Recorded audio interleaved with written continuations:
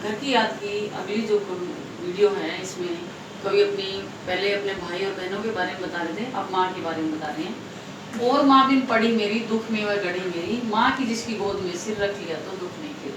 कभी कह रहे हैं कि मेरी माँ बिन पड़ी का मतलब अनपढ़ है, दुख नहीं, दुख में वह गड़ी मेरी, गढ़ में होता है बहुत अधिक दुखी हो जाना। वो मेरे दुख से दुखी है क्योंकि उसका बेटा जेल में बंद है। माँ की जिसकी गोद में सिर, वो माँ जिसकी गोद में मैं सिर रख लेता था तो रख लिया तो दुख नहीं फिर, मैं सारे दुखों को भूल जाता था।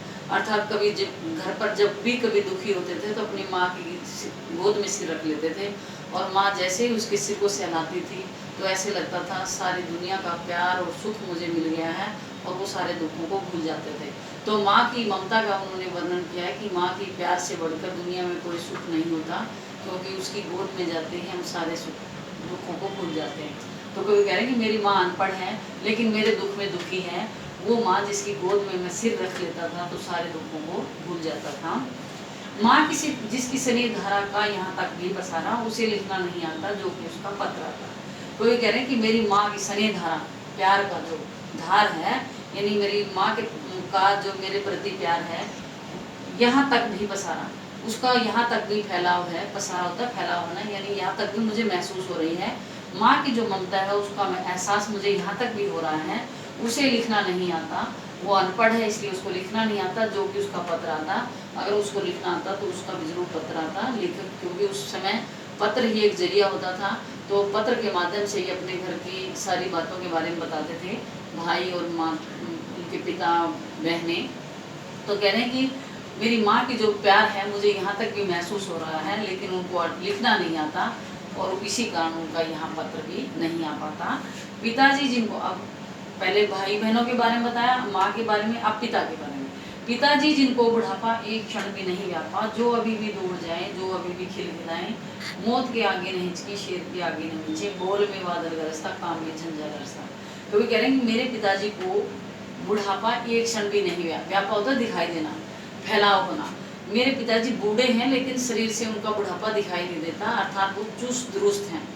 उम्र बड़ी है लेकिन बुढ़ापा एक पल के लिए भी उनके शरीर पर दिखाई नहीं देता, जो अभी भी दौड़ जाएं, क्योंकि वो जवानों की तरह दौड़ लगाते हैं और खिलखिलाकर हंसते हैं, अर्थात उनके मुंह में भी पूरे दांत हैं।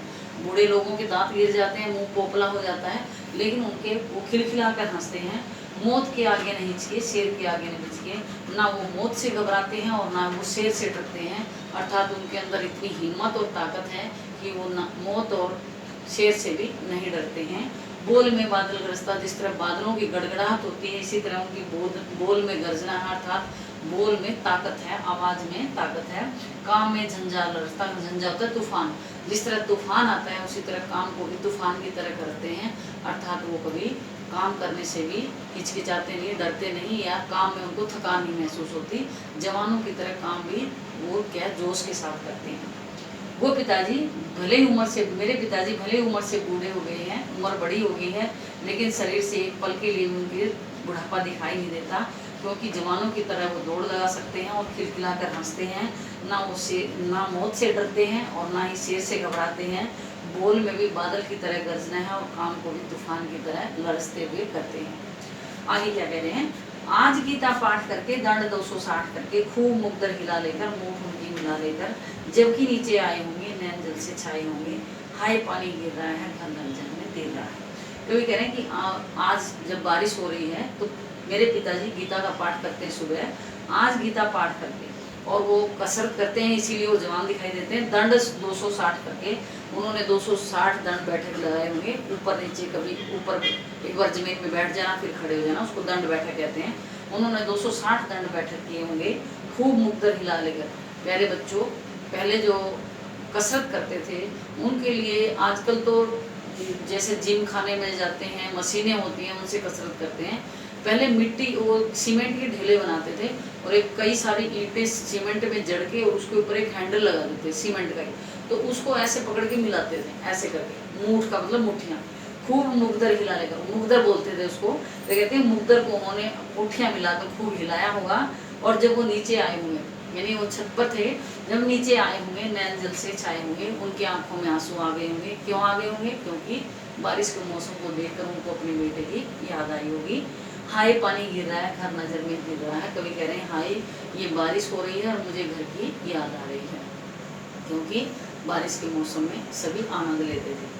आज मेरे पिताजी ने गीता का पाठ किया होगा, 260 दंड बैठक लगाए होंगे और कसरत करते हुए उन्होंने मुग्दर की दोनों मुट्ठी मिला करके, मुट्ठियाँ मिला करके मुग्दर को हिलाया होगा।